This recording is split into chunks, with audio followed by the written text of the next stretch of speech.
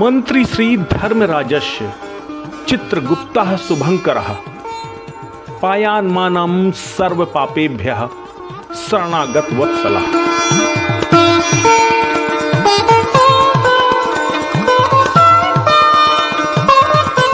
सृष्टि के प्रथम न्यायाधीश भगवान चित्रगुप्त को उनके अवतरण पर शत शत नमन। वैशाख मास की शुक्ल पक्ष की सप्तमी को चित्रगुप्त जयंती के रूप में मनाया जाता है। मान्यता है कि इसी दिन भगवान चित्रगुप्त की उत्पत्ति हुई थी।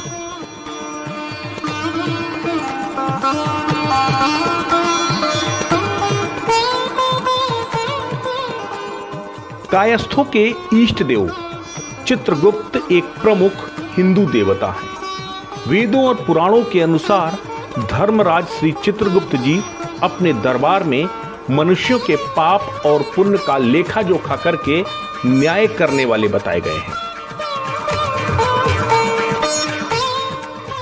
आधुनिक विज्ञान ने यह सिद्ध किया है कि हमारे मन में जो भी विचार आते हैं वो सभी चित्रों के रूप में होते हैं। भगवान चित्रगुप्त इन सभी विचारों के चित्रों को गुप्त रूप से संचित करते हैं। अंत समय में ये सभी चित्र दृष्टि पटल पर रखे जाते हैं और इन्हीं के आधार पर जीवों के परलोक और पुनर्जन्म का निर्णय सृष्टि के प्रथम न्यायाधीश भगवान चित्रगुप्त करते हैं।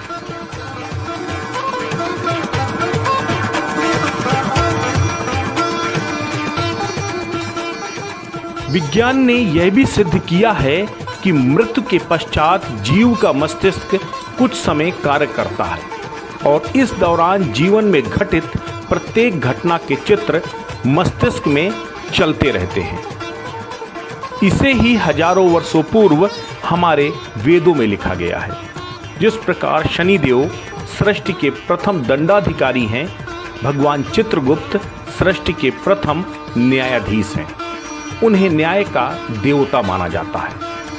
मनुष्यों की मृत्यु के पश्चात पृथ्वी पर उनके द्वारा किए गए कार्यों के आधार पर उनके लिए स्वर्ग या नरक का निर्णय लेने का अधिकार चित्रगुप्त के पास है।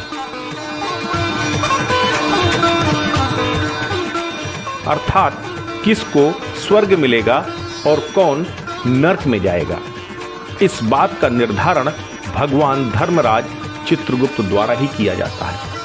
भगवान चित्रगुप्त जी भारत यानी आर्यावर्त के कायस्थ कुल चित्रवंश के जनक देवता हैं।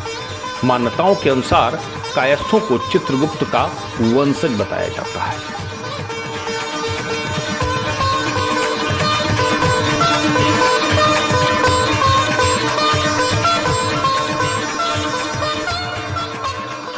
विभिन्न पौराणिक कथाओं के अनुसार भगवान ब्रह्मा की कई विभिन्न संतानें थीं, जिनमें ऋषि वशिष्ठ, नारद और अत्रि जो उनके मन से पैदा हुए।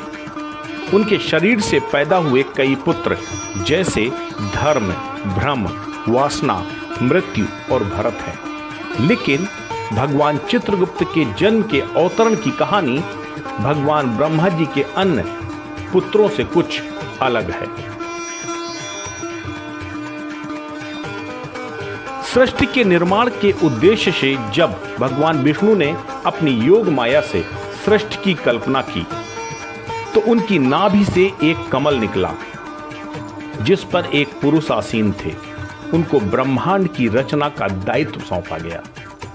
ब्रह्मांड की रचना और सृष्टि के निर्माण की वजह से उन्हें ब्रह्मा कहा गया।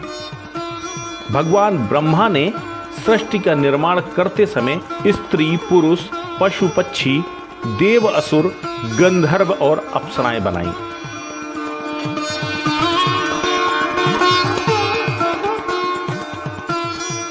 इसी क्रम में यमराज का भी जन्म हुआ। यमराज को पृथ्वी पर रहने वाले मनुष्यों को कर्मों के अनुसार सजा देने का कार्य सौंपा गया। यमराज ने इसके लिए ब्रह्मा जी से एक सहयोगी की मांग की।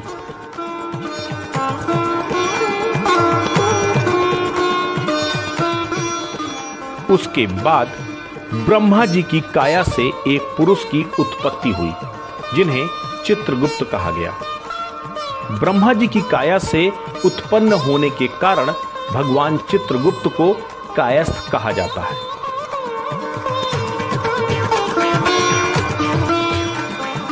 चित्रगुप्त जयंती के अलावा भगवान चित्रगुप्त की पूजा कार्तिक मास की शुक्ल पक्ष की द्वितीया तिथि को भी की जाती है।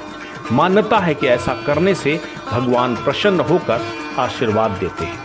इससे व्यक्ति को मृत्यु के बाद नरक के कष्ट नहीं भोगने पड़ते। भगवान चित्रगुप्त को शत शत